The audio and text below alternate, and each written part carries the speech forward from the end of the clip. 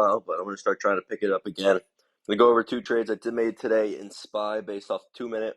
So coming into the morning, we had some big drop recently, and coming into the morning, we had the labor market news coming in.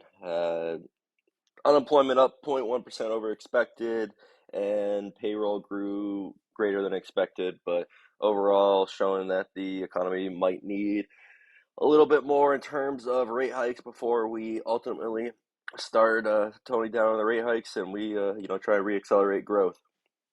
So with that news coming in, we had this gap up. I didn't think the news was that positive, so ultimately I was short bias, but I took the actually this should be over here because I took the second candle on the 2 minute chart short. What I was looking for was just a break of the first candle's interrange. So I took it short. I actually took 375 puts at around 253 a piece.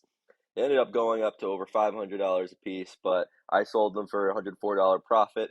And my game plan on that and how I managed it is, I took the risk right above 377. Actually, wow, that's right where we opened. But 377, the top of that first candle was my stop loss. Took it at the break here, 376.60, so risking about 40 cents.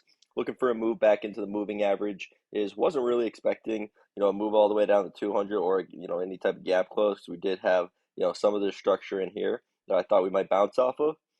So I took profits here on this candle, 940, as we started to wick off the 8, $104 on each contract, so I was pretty happy with that. Ultimately, yes, I could have gotten more in there, should have left more runners, but, that's something we can always work on. As we came in and continued going into these moving averages down into the 200 MAs, this white line, I was looking for some consolidation before we got a little bit of a pull-up, some type of relief rally, and we did not get any consolidation. We put in this little bit of a doji here and jumped right into our relief into the double top. Actually, if we jump over here, let's throw profile on. And on the 5 minute, you'll see right around here we based right at the 5 minute POC. So to be expected, logical area for this to come into. I did ultimately take a second trade. I took a long. I noticed we came up into this region around 375, which if we draw a fib is right in between 50% and the golden pocket here. So once we reclaim the 50% Fibonacci level here, we had a little bit of basing period, and that's what I will highlight it here for you. That's what I'm calling this region. We're basing here. So I was looking for a run, base run, and ultimately that is what we got. We came in, I'll take this off for clarity purposes.